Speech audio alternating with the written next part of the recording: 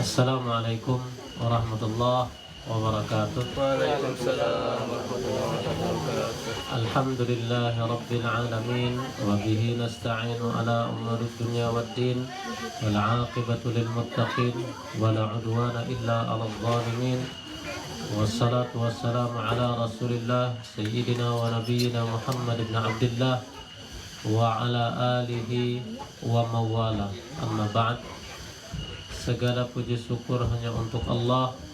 Salawat dan salam teruntuk kepada baginda Rasulullah Nabi Muhammad sallallahu alaihi wasallam beserta seluruh keluarga, sahabat dan pengikut beliau istiqamah hingga akhir zaman.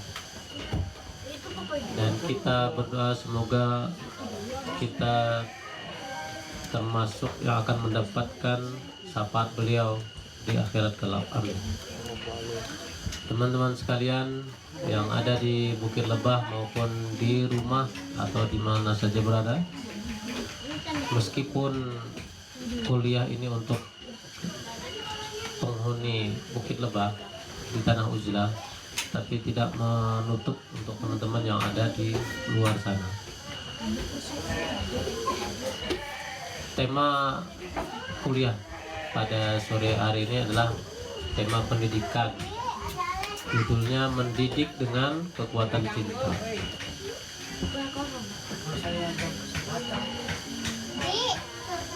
Sebuah renungan bagi para pendakwah, pendidik, orang tua maupun pecinta ilmu.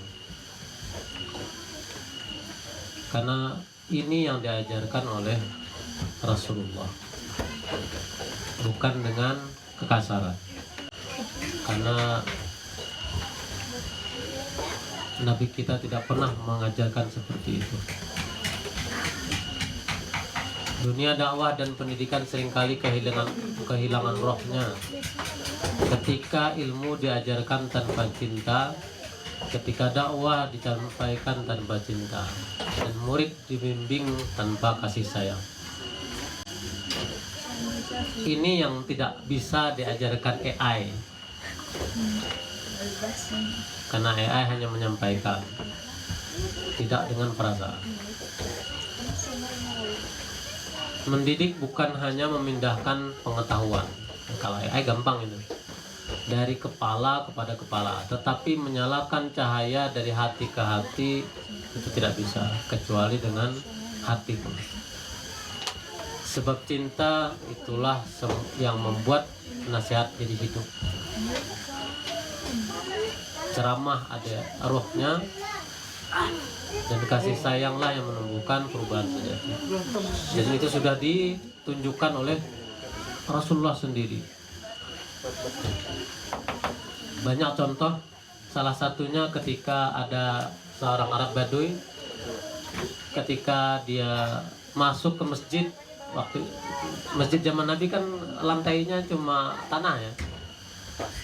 Jadi tonggak-tonggak pohon kurma, atapnya daun kurma, lantainya cuma tanah. Tiba-tiba si Arab Baduy ini masuk, langsung kencing di sudut masjid. Enggak ada bicara, langsung kencing. Sahabat pengen marah semuanya. Kata Nabi, tahan. Kalau kita gimana? Ini masjid langsung dikencing orang, ada orang langsung kencing. Aduh, ada yang mau golok, ada yang mau pentungan. Bukan hanya golok sama pentungan, langsung dengan kata-kata dasar titik-titik. Itu kita hari ini. Apalagi ketika hari ini kita dibanjiri berbagai macam konten di medsos. Ada orang yang salah dikit langsung dibully, ada yang beda dikit langsung dibully. Itulah hari ini kita dibanjiri sampai overload otak kita, dan kita sampai tidak bisa membedakan lagi mana yang baik dan buruk. Jadi ketika si Arab Baduy tadi kencing, Nabi, sahabat udah pengen marah sampai ubun-ubun, kata Nabi tahan, cukup siram saja, selesai masalah. Dan itu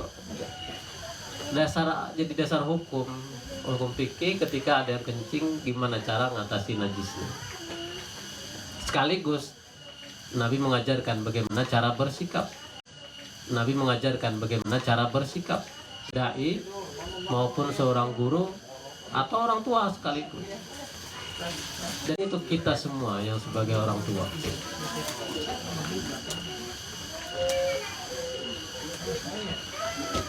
Kita lihat ayat Al-Quran surah Ali Imran ayat 159. A'udzu billahi minasyaitonir rajim. Fabima rahmatin minallahi linta lahum walau kunta faddan ghalidhal qalbi lam faddu min hawlik fa'fu anhum wastaghfir lahum washawirhum fil amr fa idza azamta fatawakkal 'ala Allah innallaha yuhibbul mutawakkilin. Ayat ini ada asbabun nuzulnya. Jadi sebelum keterangannya kita lari sebentar ke asbabun nuzulnya ya. Bentar. Saya letakkan di bawah, Kak. Saya tadi pikir pakai desktop di HP, di laptop.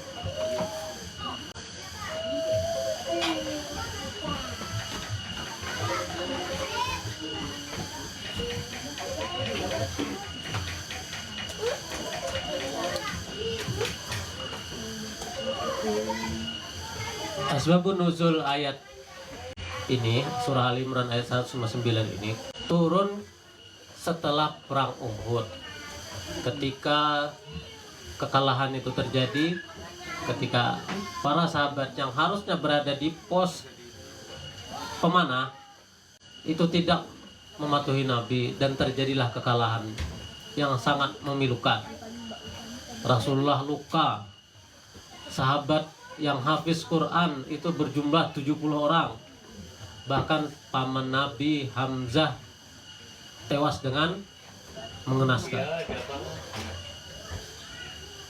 Maka yang terjadi, sebagian sahabat menyalahkan sahabat yang lain. Sebagian lagi menyesali diri. Down. Sebagian menunggu. Jadi ketika terjadi kekalahan itu, sahabat sebagian menyalahkan sahabat yang lain, sebagian menyesali diri, sebagian lagi menunggu. Maka turunlah ayat ini sebagai sikap yang harus dilakukan oleh Rasulullah.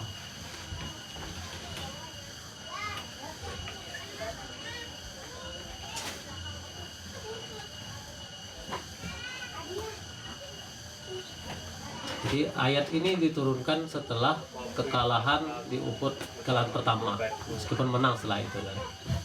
Bukan menang secara telak, bukan.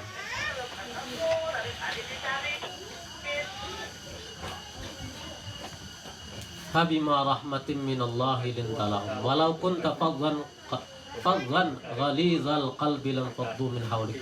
Maka disebabkan rahmat Allah engkau berlaku lemah lembut terhadap mereka. Sekiranya engkau bersikap keras, fadlan ghalizal qalbi, berhati kasar. Jadi seandainya engkau, kata Allah kepada Rasul, kepada Nabi, bersikap keras, fadlan ghalizal qalb, hati kasar, tentulah mereka akan menjauh darimu. Ini sekelas Nabi loh. Maknanya dalam hal pendidikan maupun dakwah, Rasulullah SAW tidak menghukum. Gak ada kan sejarahnya Rasulullah menghukum ketika terjadi kekalahan di perang Uhud. Tapi kalau kita terjadi seperti itu hari ini, wah, itu bullyingnya mengerikan ini. Bisa bulan-bulanan, bisa tahunan malah. Dia mungkin terus. Tetapi Rasulullah memilih memaafkan sebagaimana arahan dari Allah, perintah Allah. Jadi Rasulullah sebenarnya punya hak untuk menegur keras para sahabat. Namun beliau memilih untuk memaafkan karena hatinya dipenuhi oleh rahmat, dan itu bentuk kasih sayang Allah untuk umatnya. Yang kedua, fa'fu anhum wastaghfir lahum. Jadi maafkan dan doakan. Jadi setelah Nabi diperintahkan bersikap lembut, Allah menambahkan maafkanlah mereka dan mohonkanlah ampun untuk mereka. Setelah salahnya nggak tanggung-tanggung, menyebabkan 70 yang habis Quran syahid. Sayyidina Hamzah paman Rasulullah tewas dengan mengenaskan. Tetap saja Allah meminta Nabi kita memaafkan dan mendoakan keampunan. Fa'fu anhum wastaghfir lahum.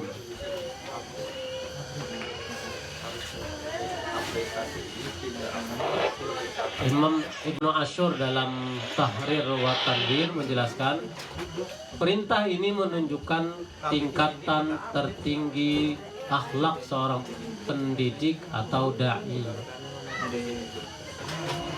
Karena tidak cukup memaafkan, tapi juga mendoakan kebaikan bagi yang bersalah. Saya dulu waktu belajar masih sanawiyah ya, SMP. Itu waktu saya belajarnya bukan belajar di formal yang mendatangi guru. Kata guru saya, kalau ada orang kan yang knalpot brong itu kan nggak enak dengar ya, bawanya kan kalau kita lagi jengkel pengennya apa, nyumpahin ya. Nampol tuh kalau dekat, nih kalau bunyinya aja pingin ada dasar titik-titik. Kadang pingin doakan yang gak baik. Nah, kata guru saya waktu itu, jangan didoakan yang baik, doakan yang baik saja.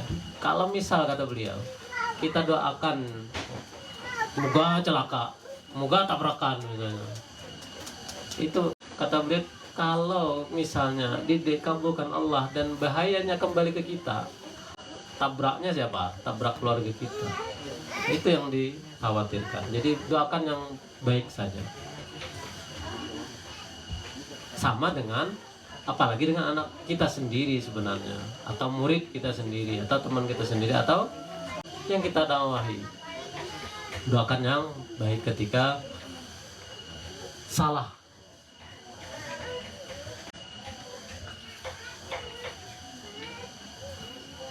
Yang ketiga, wasyawirhum fil am. Jadi setelah kalah dan salah, Nabi diminta lembut, kemudian memaafkan. Yang ketiga, Nabi diminta wasyawirhum fil am, dilibatkan kembali dalam bermusyawarah, memutuskan berbagai macam hal. Dalam sejarah, setelah perang Uhud itu tidak berhenti, lanjut lagi perang. Tujuannya apa? Mengangkat kembali semangat yang telah down. Jadi Allah memerintahkan Nabi untuk bermusyawarah dengan sahabat, padahal sebagai sahabat baru saja menyerukan kekalahan. Saya sebenarnya menyampaikan ini karena saya melihat sendiri apa yang sudah dipraktikkan Amerika kita sendiri. Saya melihat itu semuanya.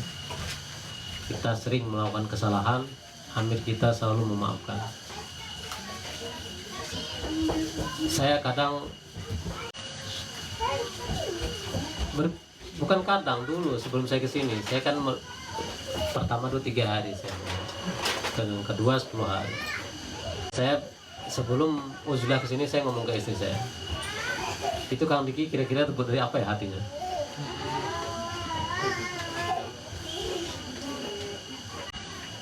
Jadi saya nyampaikan ini karena saya melihat itu. Jadi sebagai bentuk pelajaran buat kita semua. Kalau 1400 tahun lalu Nabi mencontohkan, tapi kita tidak bisa melihat orangnya. Hari ini ada orang yang contohkan ke kita. Meskipun bukan Nabi, tapi kita bisa melihat contoh. Maksud saya seperti itu. Dan itu harus Jadi ketika teladan itu ada, bukan berarti sesuatu yang mustahil untuk ditiru. Mas susah saja. Anak saya nasihati gitu, susah katanya. Kalau susah kata saya, kalau belajar itu memang yang susah. Kalau yang mudah ngapain belajar? Kita belajar sesuatu yang susah, bukan yang mudah. Yang mudah nggak usah belajar, ya kan? Jadi kita belajar itu sesuatu yang susah, bukan yang mudah. Yang mudah nggak perlu belajar.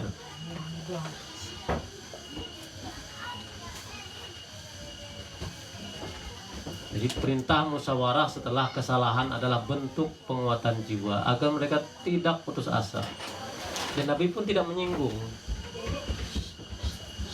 Tujuannya menumbuhkan kembali kepercayaan diri mereka, sama sahabat ya. Ini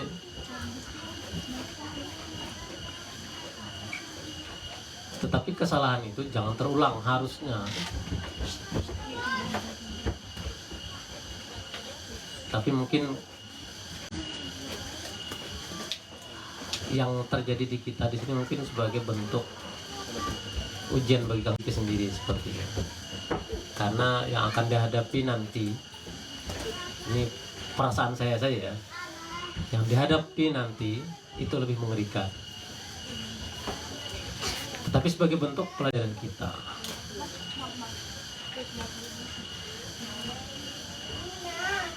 Ini untuk pendidikan pelajaran modernnya ya. Setelah anak atau murid gagal, jangan langsung disingkirkan.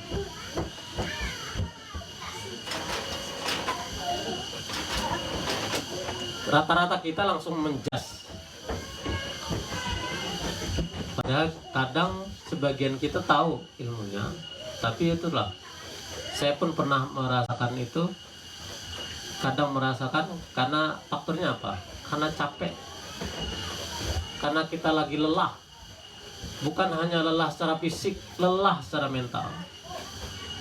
Itu yang bikin kadang terbawa emosi. Maka kadang anak jadi pelampiasan, dan itu akan menimbulkan luka mendalam. Dalam ilmu psikologi, luka itu nanti yang akan, jadi ketika seperti apa orang tua kita dulu mendidik kita, seperti itulah nanti ketika kita punya anak, seperti itulah juga kita akan mendidik anak kita. Karena bentuknya tertanam, polanya tertanam. Saya dulu bingung ketika belajar itu. Saya ada belajar sedikit psikologi terapan. Saya bingung seperti apa. Ternyata setelah punya anak saya baru sadar. Oh, ternyata apa yang saya lakukan itu mengikut apa yang orang tua saya dulu lakukan kepada saya. Makanya saya menyadari hal itu. Kenapa salah satu hikmah kenapa Rasulullah menjadikan 4 hal ketika orang memilih jodoh itu. Salah satunya nasab. Karena ternyata nasab dan DNA-nya itu akan turun dari sisi perilaku. Dan satu hal yang penting, itu sebagai pelajaran saja buat yang teman-teman yang belum dan mau menikah. Ibu-ibu yang hamil itu wajib bahagia, karena ketika dia sedih itu akan turun perasaannya ke dalam bayi yang dikandung, dan itu nanti akan bahaya ketika sudah dia masa pertumbuhannya. Cara psikologinya seperti itu, tertanam. Contoh kasus sederhana, maksud saya tertanam tadi, ketika ibu hamil main HP, anaknya dijamin canggih main HP-nya ketika lahir. Buktikan saja. Itu bukti bahwa dia belajar ketika di dalam perut. Apa yang ibunya lihat, apa yang ibunya dengar, akan dia masuk ke sana. Jadi waktu hamil jangan gosip. Nanti anaknya cerocos-cerocos. Makanya waktu hamil itu kalau orang tua zaman dulu kan lebih banyak zikir. Kita kembali lagi ke atas. Itu seringan saja. Kita lihat penjelasan ulamanya.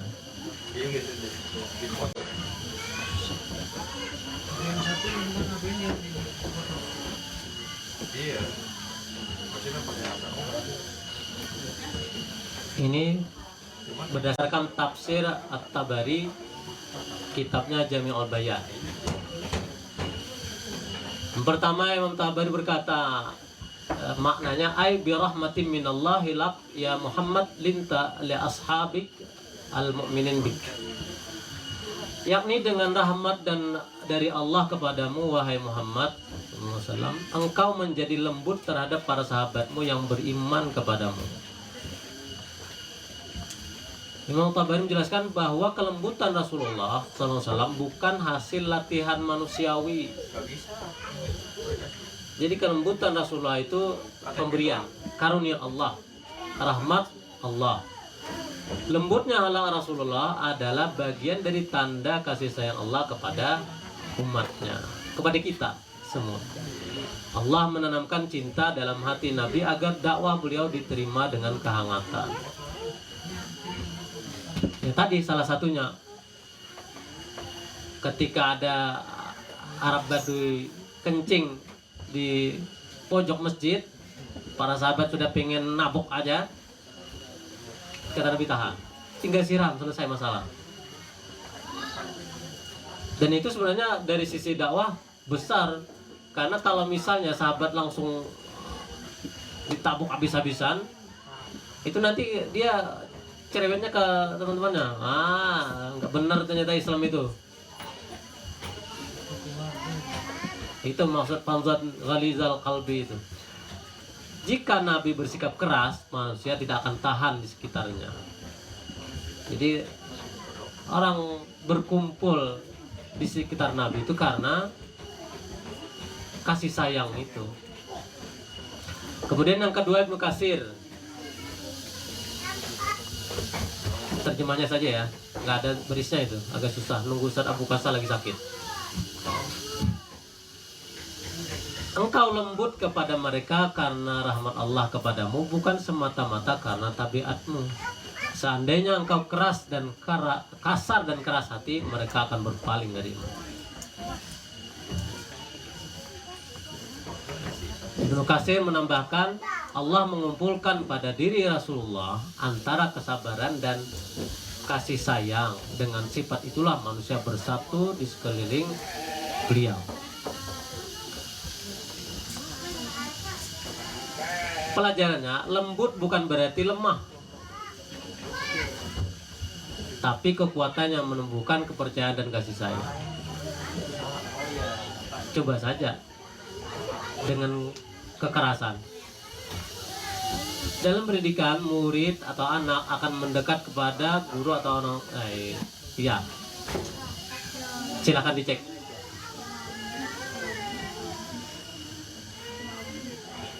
Kalau gurunya yang saya teringat dengan kepala sekolah saya waktu Alia, dia tidak marah, tapi semua murid sangat hormat kepada beliau.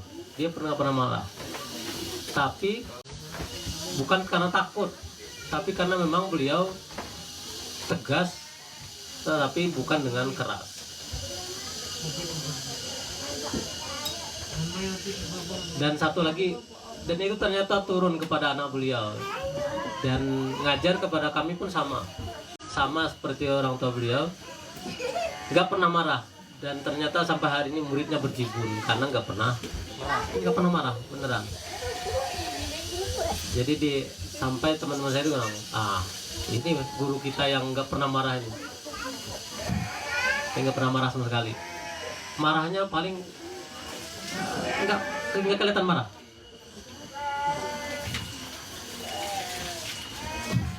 Dakwah yang keras akan membuat hati lari, tapi cinta akan membuat hati bertaut.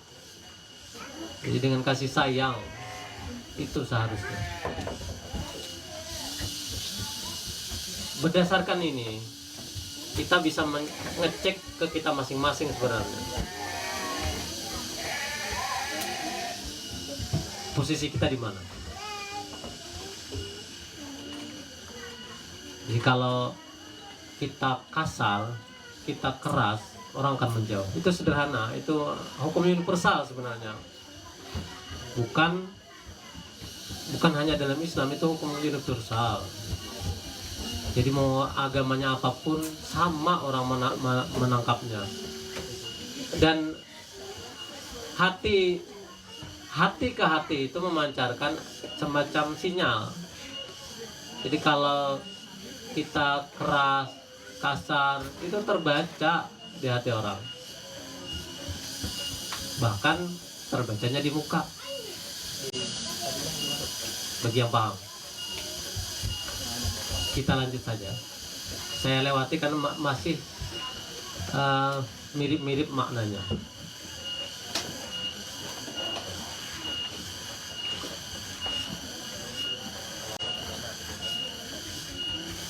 Masih sama dengan tafsir Ar-Razi. Nah, ada tambahan. Cinta adalah kekuatan psikologis dalam memimpin dan mendidik. Orang yang lembut bukan kehilangan kewibawaan, justru mendapatkan penghormatan dari hati orang lain. Itu yang saya ceritakan tadi. Saya melihat waktu saya belajar dulu, ada beberapa guru memang seperti itu. Ada juga yang saya waktu belajar bahasa Arab ya. Jadi maksud guru saya tadi yang ngajar unik. Dia pakai tongkat mister kayu ya. Mister kayu yang panjang itu 1 meter. Kalau salah, kita ditanya nih kosakata bahasa Arab, itu salah tarik sekali. Tapi nggak ada murid yang marah waktu itu. Cuma saya pernah sekali nggak sengaja beliau. Jadi ujung mister kayu itu kena ini. Tiba-tiba ujungnya kena saya. Aduh sakit. Tahu yang terjadi? Mohon maaf, nggak sengaja gitu. Saya teringat itu karena beliau langsung minta maaf. Maksud saya itu langsung minta maaf. Kalau pukulannya tadi terukur, bukan menyakiti, bukan. Bikin supaya kita waspada saja dengan pertanyaannya, dan nanyanya nggak berurutan nggak. Kan kalau di depan tuh kelihatan mana yang siap, mana yang enggak, mana yang gugup, itu kelihatan langsung kena.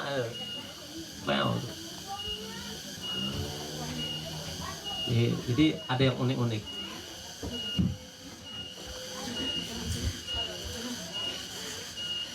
Dalam tafsir Fizul Quran karya Said Qutb, ini tafsir kontemporer, ayat ini memancarkan suasana kasih sayang lembut antara Rasulullah dan umatnya, kasih yang berasal dari rahmat Allah yang menyelimuti hati Rasulullah. Beliau menulis, begitulah jalan dakwah Islam, rahmat, kelembutan, dan kasih sayang, karena dakwah bukan memaksa. Jadi bukan memaksa. Makanya kan ayatnya la ikraha fiddin, tidak ada paksaan dalam beragama. Yang namanya dipaksa itu berat. Tetapi dalam hal pendidikan, pemaksaan pun tetap bisa, tetapi bukan dengan kekejaman. Ini kan kalimatnya memaksa yang kasar. Kalau dakwah dengan memaksakan itu keras namanya. Tapi kalau yang dilakukan Rasulullah itu seperti terus menerus, yang seperti cerita ketika orang Yahudi yang buta yang disuapi Rasulullah setiap hari, tapi dicaci di hadapan. Cuma karena buta dia nggak tahu yang nyuapi Rasulullah. Gimana Mas Adi? Kira-kira sanggup nggak seperti itu? Setiap hari disuapi tapi diomeli. Kesempurnaan.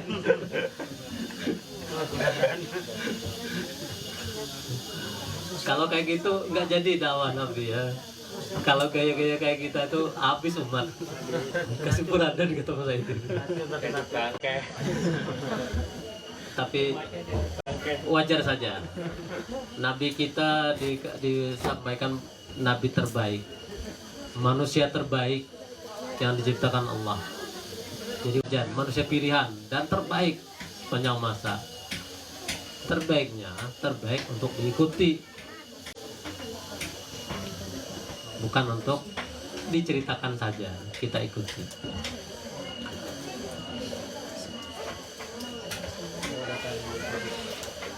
Ini ringkasannya, ringkasan tafsir ya, ringkasan tafsir, bukan semuanya, bukan. Ini ringkasan tafsir saja. Saya nggak akan membacakan semuanya. Jadi jika Allah sendiri menegur Rasulnya agar lembut dalam mendidik atau berdakwah, maka betapa kita yang jauh dari kesempurnaan harusnya lebih pantas menundukkan ego dan mengajar atau berdakwah dengan cinta atau kasih sayang. Harusnya kita lebih berhak, karena kondisi kita hari ini udah terlalu jauh. Di ujung akhir zaman ini kondisi ego itu sangat tinggi sekali, karena dipermainkan dengan algoritma sendiri. Jadi ketika dunia seperti seakan-akan semakin sempit ruangnya karena diputus jaraknya dengan HP, itu menyebabkan manusia makin individualis. Ketika makin individualis, maka makin tinggi ego seseorang. Itu yang menyebabkan berkurangnya rasa itu, kurang empati, berkurangnya simpati, karena tadi batas-batasnya seperti nggak ada, tetapi memunculkan batasan yang lain. Saya kalau melihat anak-anak duduknya bareng di luar sana ya, duduknya bareng berjejer, tapi bicaranya pakai WA, nggak ngomong dia. Hai kata di sampingnya, ya kata dia. Itulah anehnya. Kalau dulu itu dianggap aneh, apalagi kalau bicara sendiri ya. Senyum-senyum sendiri kan bisa tuh. Nah, kalau zaman dulu, zaman kita waktu kecil tuh, itu kalau ketemu anak kecil atau siapapun habis ketawa, senyum sendiri, nanti cemberut sendiri, ya itu mulai dicurigai. Entah ada temennya siapa gitu. Hari ini jadi lumrah, kadang kita pun sama. Habis buka WA ketawa sendiri, istilahnya nggak ada suaranya. 2-3 kali dipanggil baru, itu pun kalau udah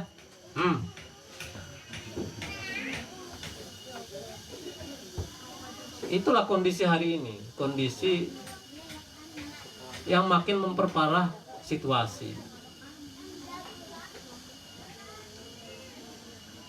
Jadi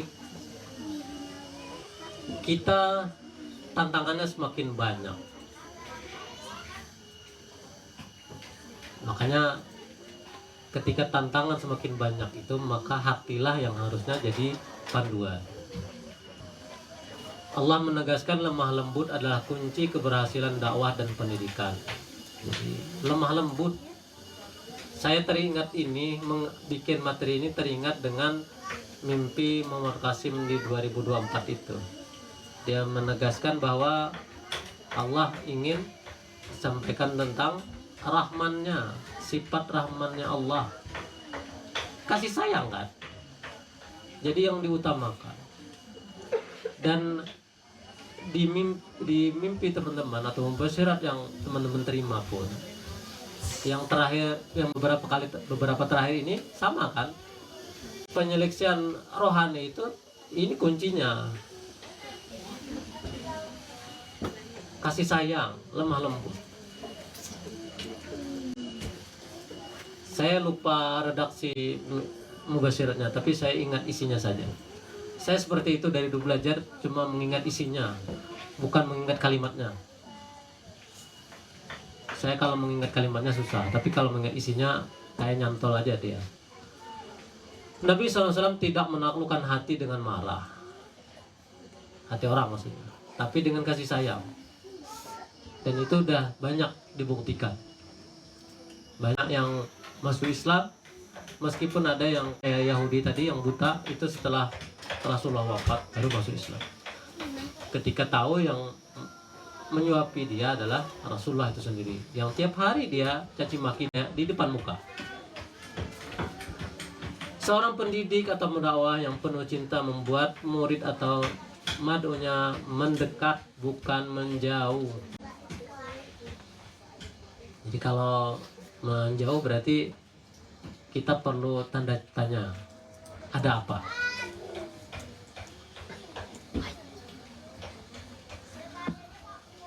Rasulullah SAW bersabda dan hadis, sesungguhnya aku diutus bukan untuk melaknat, tetapi untuk menjadi rahmat.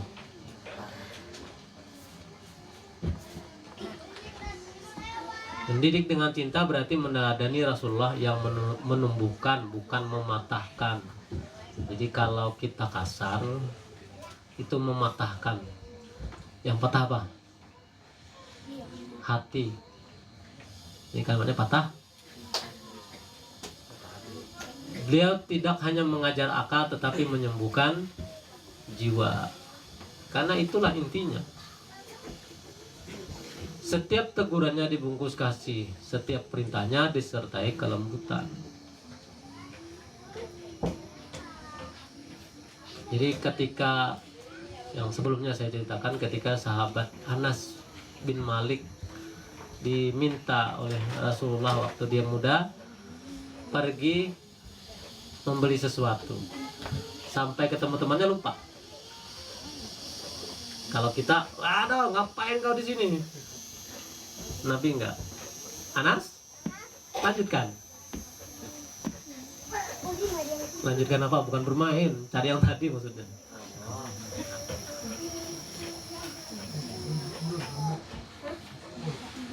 Kalau kita mungkin kebalikannya itu. Bet, langsung kayak gitu bet.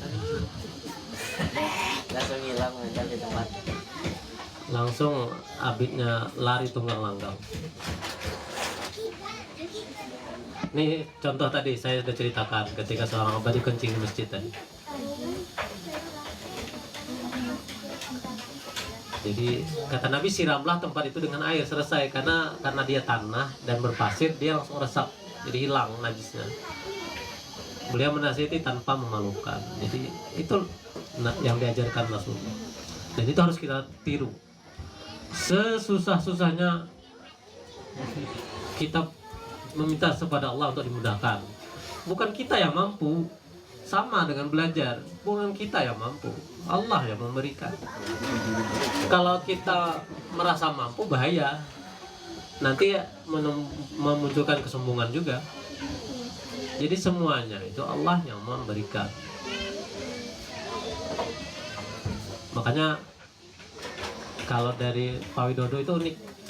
Beliau doa seperti itu. Saya senang seperti itu, kayak kalimat dari Pak Widodo. Doa dulu kita. Karena memang kita tidak bisa apa-apa aslinya. Kekuatan, kemampuan itu cuma diberikan Allah. Karena waktu lahir kita punya apa?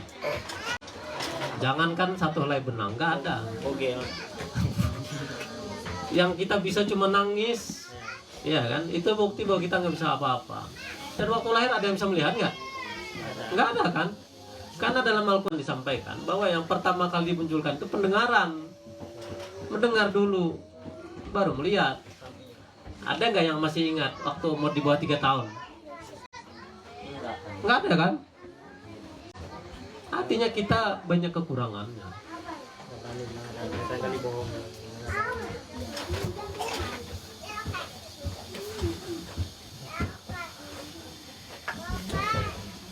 Mungkin nih sampai di sini saja. Tapi sebelum kita akhiri, saya ingin mengingatkan teman-teman semua yang di luar sana.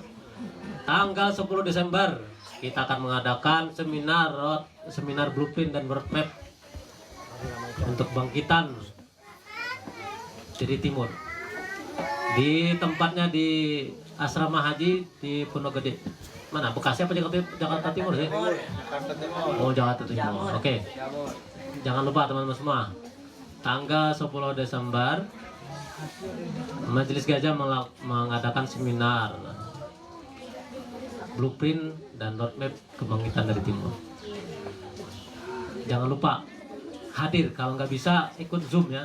Nanti teman-teman akan dapatkan link. Baik, sampai di sini saja untuk kuliah sore hari ini.